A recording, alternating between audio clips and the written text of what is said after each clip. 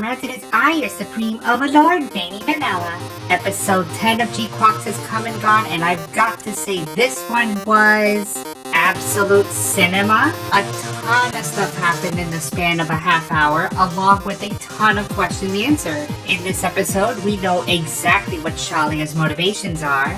Cecilia makes a girl boss move, and absolute destruction is fired from the Umagnotho. I'm still trying to figure out how to say the damn name, give me a break. Like I said before, we have a lot to talk about, so you know the drill, comrades. Let's get that pesky spoiler out of the way and jump right into it. We start off with the Side 6 president during a press conference about the opening ceremony of the solar ray system, aka the Umagnotho. The Earth was devastated by the colony drop and caused a nuclear winter, which the solar ray is supposed to help with restoring life back onto Earth. Cecilia is seen with Mulligan making her way to a meeting with her brother Giran. She spots the Big Zam squad, which means Giran means business in this meeting. The last time she saw Giran was 5 years ago at Degwin's funeral. She even mentions that Giran has spent time outside of the capital at Zoom City and quality time with his secretary. But things get serious when thinking about his ultimate crime, the colony drop. He murdered half of humanity's population and now seeks to gain control of the Umagnotho? Not over Cecilia's dead body, which I fear can be arranged by the end of this series. Don't worry, I'll explain a little later in this video. Just wait for it. The Soldan is then seen making its way through a massive news media convoy covering the event. The crew spots the 4 Big Zam and has no word of Giran's arrival despite the Guaran, his personal ship, being spotted. Not even the Soldan's crew were involved in his arrival, which means it was certainly a need-to-know basis on where he was. A very cautious move by the Supreme Commander. Just then, the GQuuuuuX and the Kikaroga arrive into the Soldan after a training regimen. Apparently, Machu is now Shalia's underling for the time being. After they board, Shalia talks to his confidant Seamus, confirming that the time has come. With both Cecilia and Giran in one place, this is the perfect chance to kill them both. Or at least that's what he's planning. Little does he know, someone is already thinking ahead of him. Later on, Komoli admonishes Machu for not wearing a standard normal suit or a helmet, which I 100% agree with. Machu doesn't care when Komoli tries to get Shalia involved, and he doesn't either. After all, she's not military, so why would she need to follow regulations even though she's piloting a military weapon? I mean, at least Amuro ended up using one.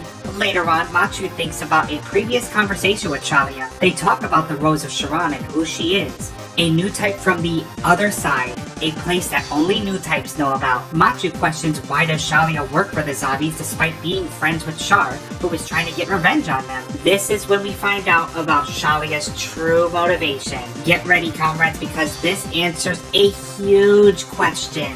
So either prior to or at the beginning of the war, Shalia was sent to lead an expedition to Jupiter to collect helium-3, a gas necessary for Zeon's war effort for independence. At the time, Shalia was a true believer in the Zeon cause. Once the mission was complete, something wrong happened. The cosmic rays from Jupiter were miscalculated by Zeon engineers. The ship controls were completely fried, stranding the entire fleet. Realizing his fate, a slow and agonizing death in space, Shalia contemplated suicide. Considering that his life was meaningless and in service to the military machine, for once he felt freedom. Just as he mustered the courage to pull the trigger, a miracle happens. The discovery of plot armor. The ship's autopilot suddenly turns on, steering the entire fleet back to Zeon. Shalia was hailed a hero for his journey, but he soon found out what had happened while he was gone. The destruction of not millions, billions of lives at the hands of Zeon. The colony drop on Earth. Shalia became dejected. He didn't care about Zeon's cause anymore. What did it matter with half of humanity gone? When Shalia met Char, he was already a broken man. He found common ground with someone who was just as empty as him. Just before finishing his conversation, Shalia gives Machu that same gun, the one he nearly killed himself with. Alright, so I get it, Shalia. You were scorned by Zeon because of the biggest war crime in history being pulled off. Completely understandable. I get it. Now, why in the hell do both zombies have to die if only one zombie ordered the colony drop? Cecilia has done nothing wrong, and I will justify that by the end of this video. Shalia, you're a madman, and I hope you get what's coming. We then go back to Cecilia's Chive, where inside, mass-produced Gions exist? Oh my god, this is an absolute dream! The Gion is mass-produced? That settles it. This is the greatest timeline. Absolute win. Anyways, personal bias aside, the G-Fred is also on the ship. Everyone's getting ready for quite the operation. Xavier asks Neon if she's eaten, and she wonders if Cassilia even likes ethnic food, which is something that she had made. After asking if he could get a bite of Neon's food, she coldly turns him down, saying that she would only cook for someone who she likes. Bitch. After all the nice things I said about you and you're still hung up over a loopy kid, perhaps my faith was misplaced on you, Neon. Anyways, the big meeting with Cassilia and Giran is about to begin. We get a return of another Gundam nobody, and believe me, this one required the wiki for me, Chapman Jerome, a Giran underling who commands the colony laser in the Mobile Suit Gundam novel. We're going way back with this one. Anyways, he boasts about how the mere presence of Big Zams would be enough to persuade the Federation government. Cecilia, Giran's hot secretary, follows his line of thinking. Currently, they have 13 mass-produced Big Zams. They just got the approval for 9 more, and the U-Magnoto can be used as a threat if necessary. After Giran walks in, Cassilia goes straight to business. She feels Giran is dragging his feet in security. Not only has the Federation not given up its footing in space, the Psychoma weapon on Cassilia's life, the Psycho Gundam, is also a threat. And let's not bring up about how exactly Cassilia was found, which she gives Giran a knowing look. But Giran is more concerned about the Psychomu, saying that new types are nonsense. And if they are the next evolution, let them rise up and extinguish old types as proof. If they fail, then so be it. The reformation of humanity is better left to nature. Cassilia scoffs at Giran's line of thinking. He makes it sound as if it's divine will, as opposed to natural selection. This is so 1000% Giran's mentality, and the duel of ideals in this scene is amazing. Gundam isn't just about its cool robots, it's political intrigue and backstabbing that really gets the juices flowing. Cassilia then mentions that for a man who murdered his own father, he's grown rather naive, and this catches Giran off guard. The sexy secretary then takes a jab at Cassilia, saying this is no place for that mask of hers. Chapman accuses Cassilia for wearing the mask because she detests the smell of the battlefield. But the biggest sin of Cassilia was being so low as to make a financial deal with the Side 6 president for money. But then, something unexpected happens. Cecilia begins to choke and suddenly drops dead. Chapman panics and he too suddenly drops dead. Giran was also choking as his final vision was him grasping for his sister before he drops dead. Turns out some sort of poison gas was used not only to kill them, but every one of Giran's soldiers in the hallway as well. Just as fast as he showed up, Giran's dead too? Jeez, I mean, I was expecting a little more, but then again, I get it, short series, gotta move things along because we had to waste episodes on meaningless clan battles and recapping a movie. Also, Giran not believing in new types, yet he's farming cyber new types? I want to say it was just a bluff on his part because there's no way a man so calculating would just dismiss weaponizing the next evolution of humanity. So with Giran dead, Cassilia is able to move forward with her plans to consolidate power. She mentioned the assassination of Daikun, Char's father, was just for the Zeon cause. Mulligan confirms that the Zeon forces have also been mobilized and Giran's National Defense Force will be wiped out. When asked about Abawa coup, Cassilia only gives a sinister smile. It's never good when this woman smiles. She's already checkmated Giran and is now about to checkmate the rest of his men, including those big Zams out there. Cassilia's ship and her fleet launch a surprise attack, launching the Gions with the G-Fred in the lead. Their goal is to ambush the big Zams. Xavier's Gion fires a shot on a sleeping big Zam and in 3 hits, destroys the mobile armor. Jeez Louise, I can only get turned on so much. I mean, mass-produced Gions firing beam lances? Sign me the fuck up for this gunpla. I need those babies. I'll take 20.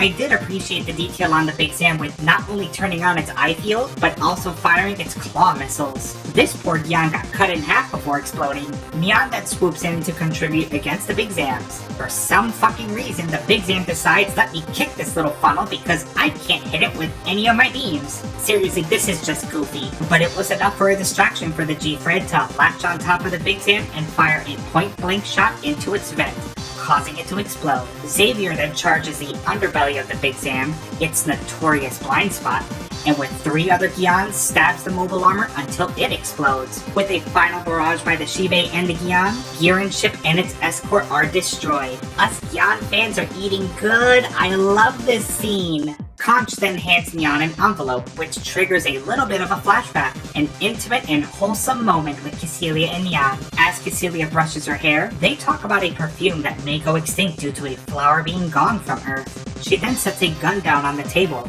an heirloom given by her father for joining the military. She tells Nyan she must shoot without hesitation in order to become stronger. All the strength in the world means nothing if you can't adapt. Nyan, you lucky bitch. That should have been me, not her. So Nyan opens the letter which says, "When the rose blooms," along with a couple of codes. Xavier wonders why she's wandering from the operation area, but she has special orders from Cecilia. That favor that Cecilia asked a few episodes ago is about to be cashed in. Back on the Soldan, they are on high alert as Shalia barges into Machu's cell. He admits he made a huge mistake and did not count on Cecilia to kill Giron. When asked what she should do from here, Shalia tells Machu to do whatever she wants. He then explains that the Umagnotho uses the Zek Nova created by the Rose of Sharon as a weapon. Machu must save the girl asleep in the cockpit before it's activated. Shalia is not going to stand for new types to be used as weapons.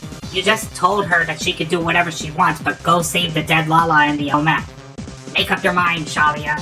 And Machu, you do realize you're not only siding with the chaotic good that is Shalia, the Soldan is actively supporting Giron, you know, the wacko who decided let's drop a colony on Earth. But she doesn't know anything other than wanting to be a jellyfish anyways. Back to the G-Fred, Nyan makes her way deeper into Umagnotho, and at its center is the Rose of Sharon hooked up to some sort of firing apparatus. Dr. Leone in the control center with Tirza discusses the importance of the super weapon, saying that only Giron understands it as a deterrent. Which is total bullshit because, again, who ordered the colony drop? Oh, and also with the doctor and the lady is the mysterious Shirozu. At the side of the G-Fred, the doctor tells the mobile suit to stay away, while Shirozu sneaks off. Dr. Leone then curses Cecilia's name by saying this is what happens when you put a woman in power. Nyan must have heard this heresy because she says fuck you in particular and smacks the shit out of the control center, killing everyone in the control panel.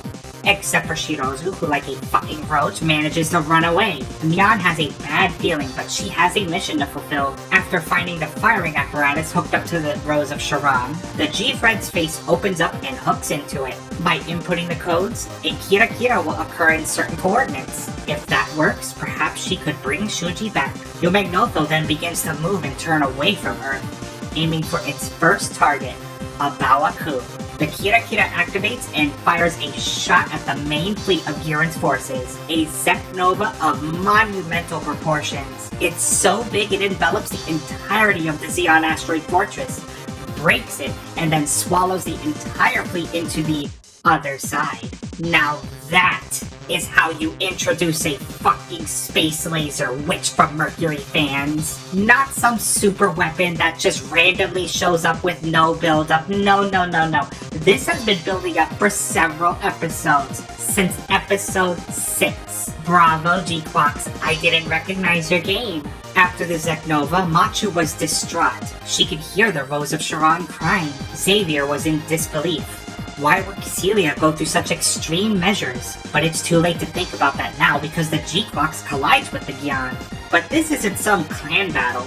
This is a military operation, and the numbers are on Xavier's side when the other Gions come in and surround the GQuuuuuX. But that changes when the Kikoroga swoops in and takes on all of them. Shalia tells Machu to go ahead, and Xavier questions why Shalia is betraying Cecilia. All he wants is a world where new types aren't used as weapons. Before the episode ends, Nyan is sick to her stomach, not knowing the devastation that she caused. Machu then finds the G-Fred, the sole cause of the Zek Nova, not knowing that Nyan was inside the entire time.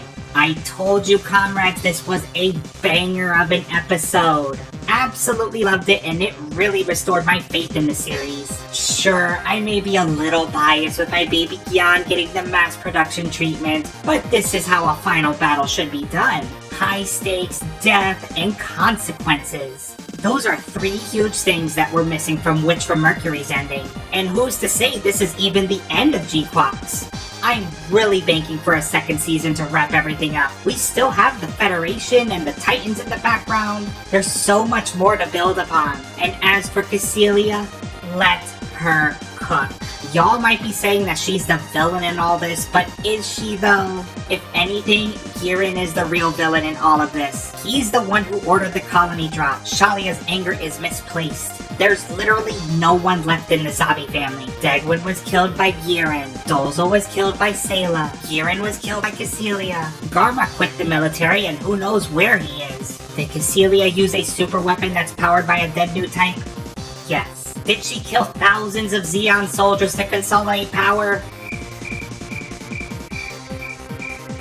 Yes, but that's only a fraction of what Giran did to Earth. Also, remember, there's another target and I'm sure we'll find out very soon. I do wonder, however, if Cecilia gets killed off, will we see Garma? Will we even see Haban? Neo Zeon rises up perhaps? We all know that the Zabis is just a small thing of a power vacuum. Zeon keeps coming back over and over again.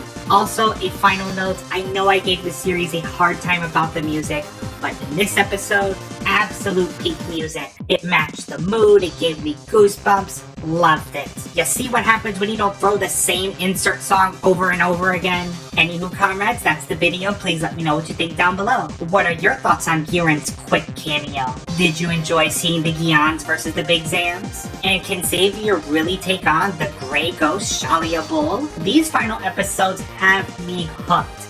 And the fact that we're getting a duel in a big super weapon? Zeta Gundam vibes are back again, baby. I'll see you for the next episode. Alpha Side. Is that Shuji? Looks like it. What do these girls even see in him? Like, seriously. Like, what? Someone explain. He's not even that cute. He has, like, zero personality. What makes him so special? Until next time, comrades. Bye! Congratulations, you made it to the end. The cringe is over, unless you want more. Do it. Click those videos in the box. Do it. Do it! Ma'am, did you insult the Supreme Commander? How dare you put forth such nonsensical rumors in the middle of this meeting? And this is no place for that mask, Excellency. Yes, the soldiers have noticed that as well. And they say it's because you detest the smell of the battlefield. That spineless attitude led to such shameless acts, like begging a man as low as Pergamino for money.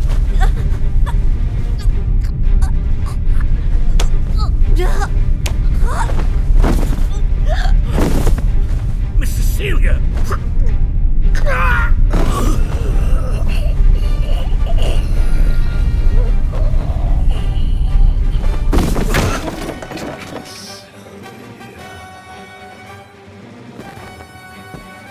You can slumber in peace from this point on.